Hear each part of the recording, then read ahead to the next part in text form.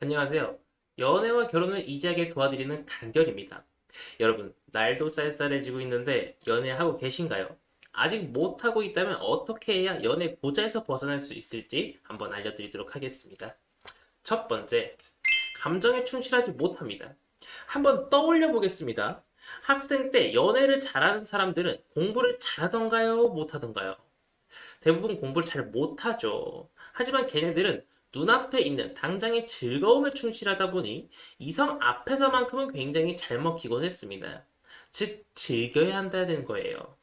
또 하나의 예로는 여러분들 다이어트를 할 때 라면을 먹어요.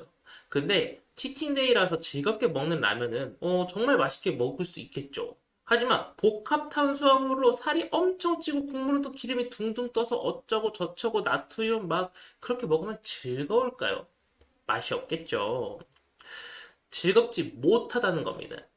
연애는 기본적으로 즐겨야 합니다. 내 본능이 이끄는 대로, 기분이 이끄는 대로 해야 하는데, 연애를 못하는 사람들은 이성 앞에서 내가 하는 말이나 어떤 행동을 로봇처럼 해야 하니까, 남들이 이렇게 하니까, 왠지 이래야만 할 것 같으니까, 이렇게 하는 행동과 말이라는 겁니다.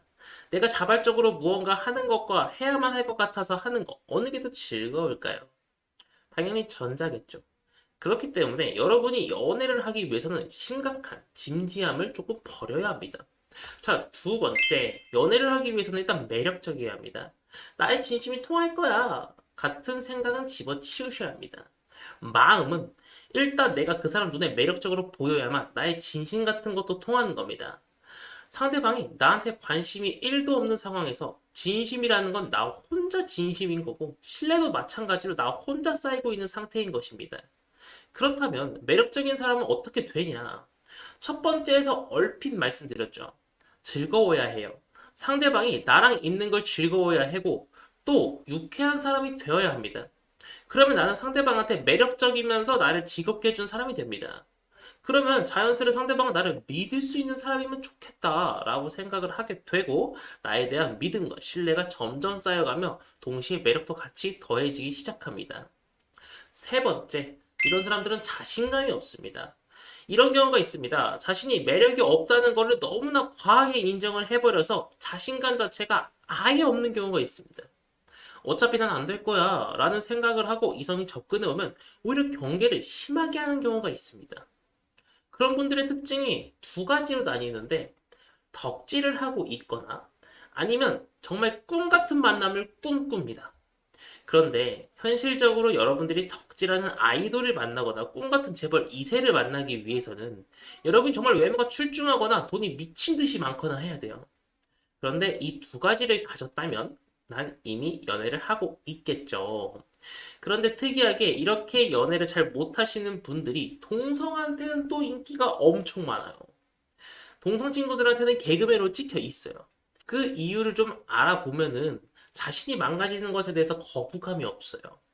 그러니까 표정이나 말투 같은 것들을 자유자재로 다루다 보니까 이성하고 있을 때랑 달리 동성하고 있을 때는 매력치 최고조라는 겁니다. 네 번째, 예스만 외치는 사람입니다. 사람들이 부탁하는 거 다 들어주면은 나 좋아해 줄 것 같잖아요. 아니에요. 그렇게 해야 상대방이 내 진심을 알아줄 거라고 좋아할 거라고 생각하는데 그건 착각이에요. 진짜 매력 없는 게 예스만 외치는 사람이고 이용당하기 딱 좋은 게 예스만 외치는 사람이에요. 이게 처음에는 편해서 좋아할 수는 있지만 금방 질릴 수밖에 없어요. 또 사람이라는 게 작은 부탁 들어주잖아요. 그러면은 또 점점 큰 부탁을 또 하게 돼요. 그런데 내가 진짜 들어주지 못하는 엄청 큰 부탁이 들어왔어. 그래서 내가 그 부탁을 안 들어주잖아요. 그럼 상대방은 뭐라 그래요? 너 변했어. 이런단 말이에요. 이런 식으로 이성을 만나다가는 나는 잘해줬는데 왜 상대방들은 자꾸 나를 버리고 썸 타다 헤어지고 하는 거지? 라고 생각하게 되고 자존감은 바닥을 치면서 멘탈이 너덜너덜해져서 이성을 만나고 싶다라는 생각조차 안 들게 됩니다. 자, 다섯 번째, 눈치가 없어요. 이게 낄끼빠빠를 해야 되는데 이 치고 빠지기를 못해요.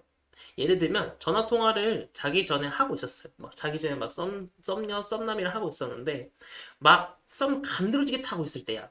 그런데 상대방이 이제 피곤해서 클로징 멘트를 딱 했는데 이제 끊어야 된다는 말로 받아들이지 않고 의미도 없고 재미도 없는 말로 어떻게든 간에 말을 이어가는데 상대방은 졸려 죽겠어. 자고 싶은데 말이 끊기지 않으니 이제 스트레스가 쌓이기 시작하다가 참다 못해서 상대방이 나 졸려서 이제 자야겠어 라고 이야기를 해야만 끊는 이런 눈치 없는 것도 대표적인 유형 중 하나예요. 뭐든지 부족함이 있어야 다음이 기대되는 법이에요. 이게 과하고 넘치면 그것에 대해서 질리기 마련이에요. 이 영상을 단순히 공감이 가서 재미삼아 보는 사람이라면 다행이에요. 근데 이 영상을 약간 좀 공부하듯이 보고 뭔가 나랑 맞는 게 있는 것 같아라고 생각을 하신다면 저와 조금 더 깊은 대화를 해봐야 되지 않을까 싶습니다. 자, 이번에는 연애를 못하는 사람의 특징에 대해서 알아보았습니다. 다음에는 더 유익한 정보로 찾아올 테니 구독과 좋아요 꼭 부탁드리며 더 자세한 결혼 정보가 필요하신 분들은 댓글을 확인해 주시면 감사드리겠습니다. 이만 물러가도록 하겠습니다. 감사합니다. 간결이었습니다.